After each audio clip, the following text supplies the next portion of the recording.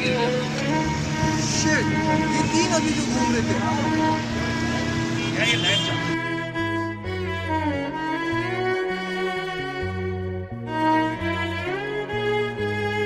ناظرین، ہماری کوشش ہے کہ پاکستان کے ان گمنام ہیروز کی کہانیاں آپ تک پہنچائی جا سکیں جو کہ آپ کی آنکھوں سے اوجھل ہیں. ہمارا مقصد ان تمام بہادروں کی کہانیاں آپ تک پہنچانا ہے جنہوں نے اس پاک سرزمین کے لیے جام شہادت نوش کیا. آج کی ویڈیو میں پاک وطن کی ایک بہادر بیٹی کا ذکر ہے جس نے اپنی جان وطن پر قربان کر کے اپنے والدین اور ملک کا سر فخر سے بلند کیا. ناظرین، آج کی کہانی ہے قوم کی ایک ایسی دلیر بیٹی کی جس کے مقدر میں شہادت لکھی جا چکی تھی. ہمارے پیارے ملک پاکستان کی بیٹیاں بھی دفاع وطن میں اپنے بھائیوں کے شانہ بشانہ ہیں جن میں اس ملک کی خدمت کا جذبہ کوٹ کوٹ کر بھرا ہوا ہے. اور یہی عزم لیے مریم مختار نے پاک فضائیہ میں شمولیت اختیار کی جن کو پاکستان کی پہلی خاتون شہید پائلٹ ہونے کا اعزاز بھی حاصل ہے.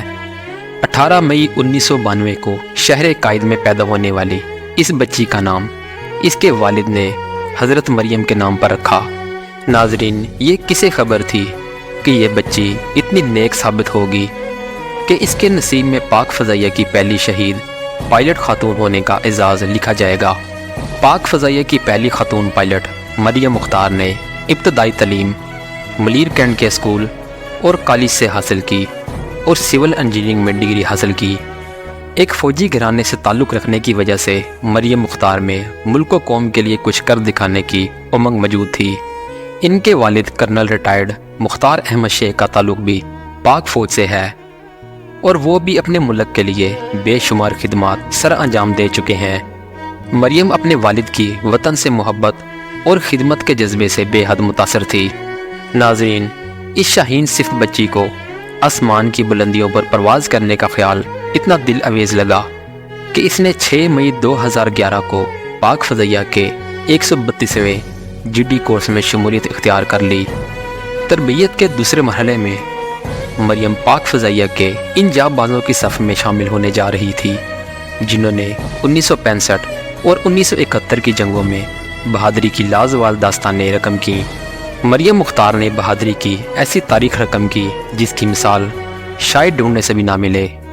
GD کورس کی تکمیل کے بعد 24 نومبر 2015 کو میاں والی میں فائٹر کنورسیشن کے ایک اہم مشن کے دوران مریم مختار کے ڈبل کاکپٹ کے تربیتی جنگی جہاز میں اچانک سنگین نوعیت کی فنی خرابی پیدا ہوئی جس کے بعد یہ بات لازم ہو چکی تھی کہ کم سے کم وقت میں جہاز کو چھوڑ کر کاکپٹ سے پیراشوٹ کے ذریعے چھلانگ لگائی جائے.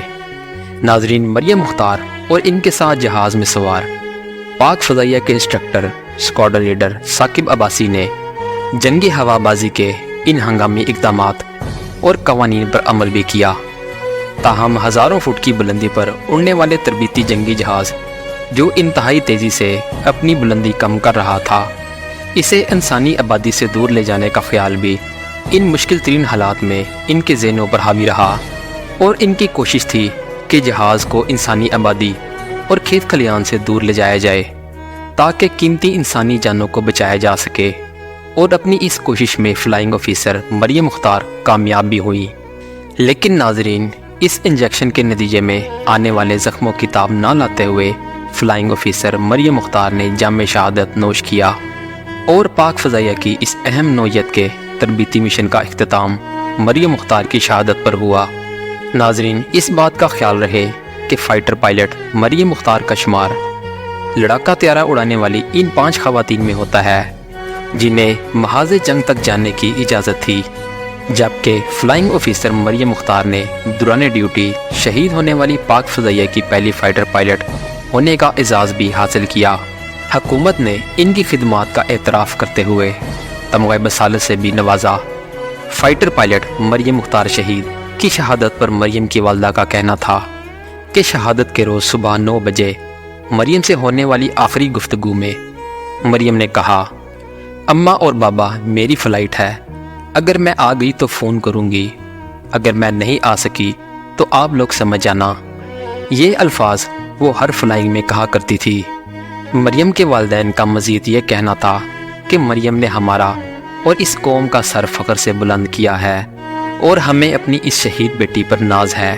پاک فضائیہ اور پوری پاکستانی قوم پاک فضائیہ کی پہلی شہید خاتون پائلٹ فلائنگ آفیسر مریم مختار کو ان کی اس جرت اور بہادری پر سلام پیش کرتی ہے۔